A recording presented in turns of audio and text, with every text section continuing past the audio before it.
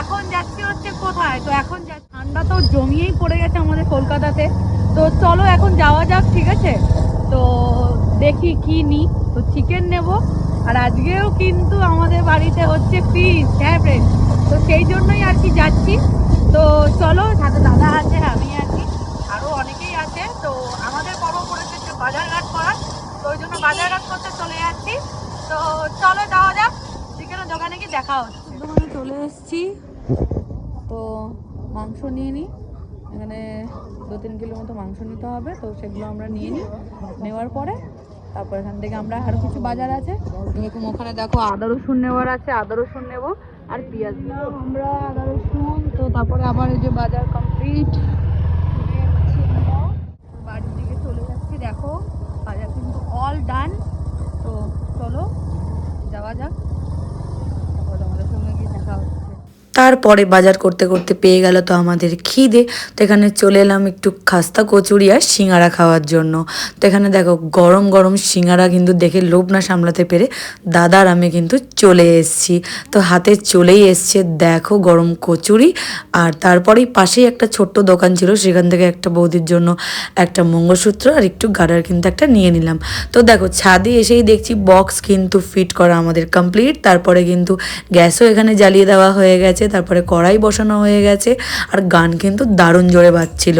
আর এখানে দেখো আলু ভাজাও কিন্তু আমি করে নিয়েছি। হ্যাঁ, আজকে কিন্তু রান্নার পর্ব কিন্তু আমারই, আমি আজকে উদ্যোগ তুলেছিলাম, আর আমি না করলে হয়? তো এখানে দেখো বৌদি এখানে ভিডিও করে দিচ্ছে, ও কিন্তু দারুণ ভিডিও করে দেয়। তা আমি ওকে থ্যাংক ইউ সো মাচ বলছি এই ভিডিওতে। এখানে দেখো গরম গরম পেঁয়াজও কিন্তু আমি ভেজে নিচ্ছি, আর ঠান্ডায় এরকম রান্না করছি, ঠান্ডাও লাগছে। আর এখানে বৌদি বলছে বা বাবা রাঁধুনিকে দেখো, রাঁধুনিকে। তো এনাকেও তোমরা দেখে নাও, আমাদের বাড়ির সব ছোট মতো সদস্য। তো ইদি কিন্তু বারবার গ্যাসের দিকে চলে আসছিল, ওনার মা ওনাকে নিয়ে বসেই ছিলেন।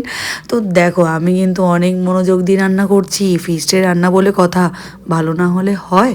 তো এখানে দেখো সবাই কিন্তু ক্যারাম বোর্ড খেলছে, আর গান বাজনাও হচ্ছিল, নাচানাচিও হচ্ছিল। গান আমি শেয়ার করিনি তোমাদের সঙ্গে, আবার নাকি কপিরাইট হয়ে যাবে। তো এখানে দেখো রান্না তো দারুণ ফ্লেভার বেরিয়েছে, সবাই বলছিল।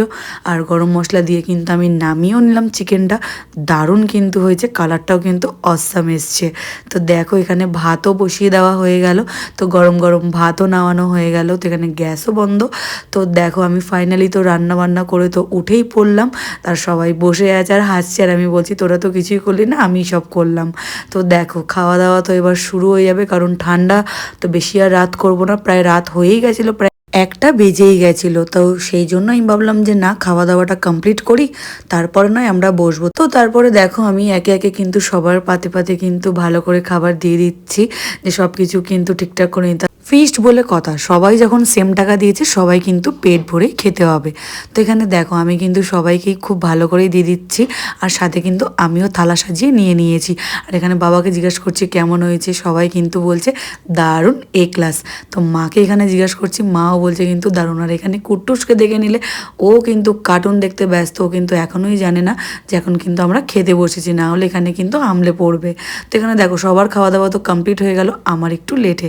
তো দেখো খাওয়া দাওয়া কমপ্লিট করার পরে এরকম বংফায়ার দারুণ কিন্তু মজা হয়। বাবা কিন্তু এখানে আগুন ধরিয়ে নিচ্ছে, আর মাটা আমরা কিন্তু সবাই কিন্তু বসে আছি। আর দারুণ কিন্তু কলকাতায় ঠান্ডা পড়েছে ফ্রেন্ডস, তোমাদের ওখানে কীরকম ঠান্ডা পড়েছে বলবে। আর কে কোথা থেকে আমার ভিডিওটা দেখছো অবশ্যই কিন্তু কমেন্টে জানাবে, আমি কিন্তু নেক্সট ভিডিওতে তোমাদের নাম কিন্তু উল্লেখ করব। তো এই ছিল আমাদের ফিস্টের ভিডিও। তো ভিডিওটা কেমন লাগলো অবশ্যই জানাবে, আর ভিডিওটা ভালো লাগলে please like comment share and subscribe. তো আবার দেখা হচ্ছে আবার একটা নতুন কোনো ব্লগে। বাই।